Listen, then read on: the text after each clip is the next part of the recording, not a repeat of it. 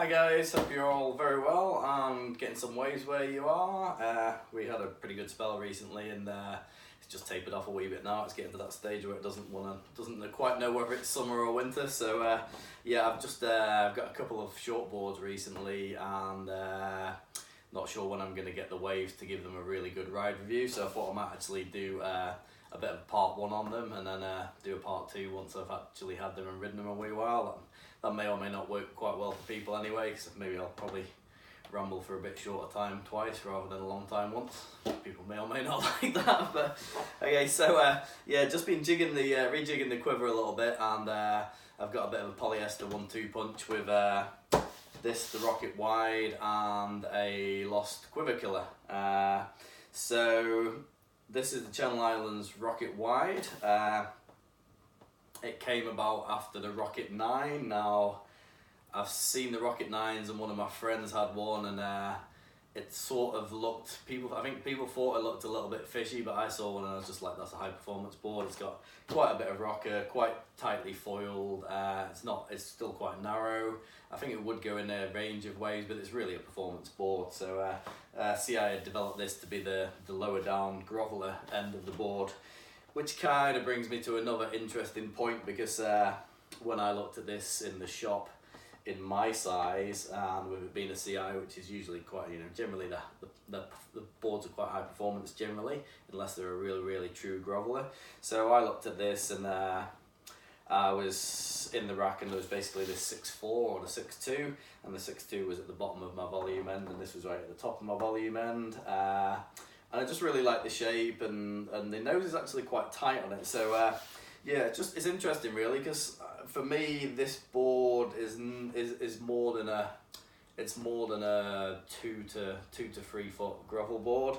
For me, in this size, with the nose size and the way the rocker is and everything else, to me this is actually going to be probably a 2 to 4 foot board for here, possibly even more. I quite honestly think I could ride this in probably 5 foot overhead here, no problem, because we have completely different waves. So it's kind of interesting, because I always watch Noel Salas's shows and he's really good. I absolutely love his stuff. But yeah, it's actually just interesting because for him, he's saying it's a 1 to 3 foot grovel board, and for me it's not even going to get going until it's at least 2 foot here, if not maybe 3 foot. So yeah, I just found that quite interesting in how they scale up. So a bit of a bubble for me, but yeah. So Rocket Wide, this one's 6.4 and it's 21.5 and it's 3 inches thick. So it's quite a big board, but the more I'm looking at these thicker boards that are actually, a little bit wider than the boards used to be, but once you get up into the 6.4 range and stuff, they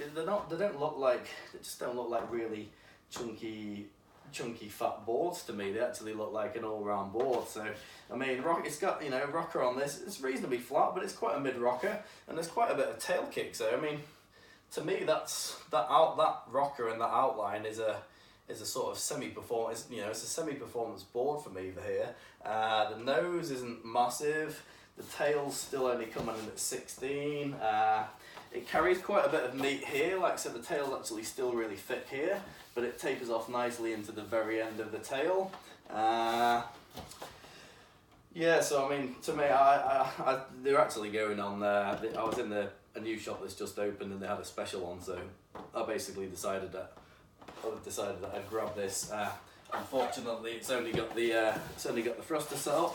Would have really liked the five fin setup, but CIs generally work well as a thruster, and I don't have a specific thruster in the quiver. Like I say, it would have been nice to get the 4 fins, and I could have got it as a custom if I'd have waited a little bit longer. But yeah, I pulled it off the rack and it spoke to me. It was just the right board at the right size and just what I was looking for. So I got a really good buy on it.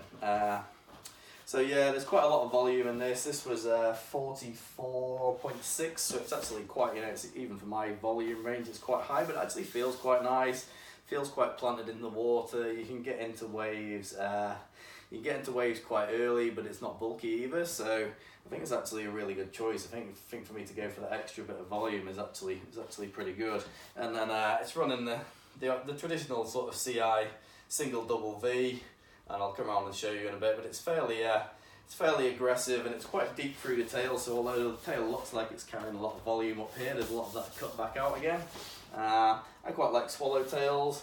Like I say, the nose is actually reasonably pulled in. I mean, as grovellers go, I think the nose was, nose was down there to 14 or under 14. It might have been even getting towards 13.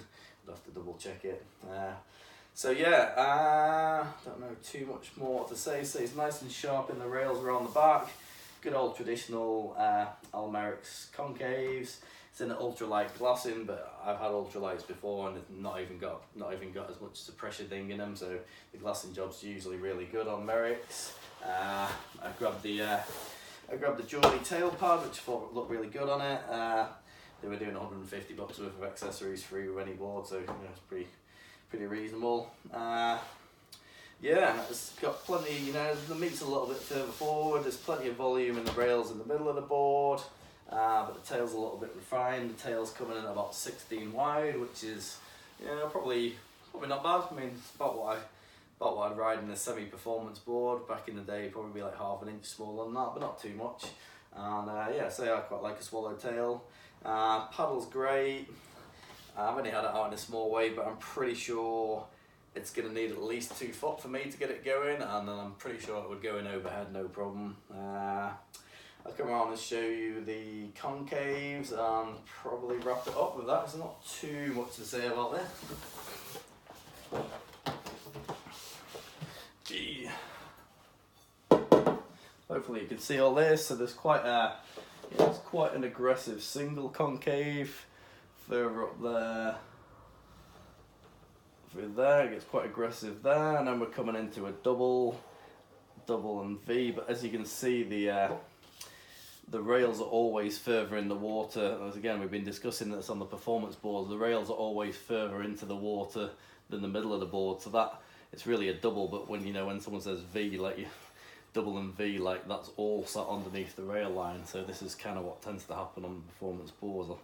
I'll just rock it around a little bit, hopefully you can see that. But as you can see, the board looks quite thick, but there's actually, you got to be careful when you're choosing boards, because some of them look really bulky, but you're actually looking at, like, even down in that single concave, there's at least 1/4 of an inch back out of there. So yeah, and then I just ran this with the Channel Islands AM large fins and didn't have any problems with that.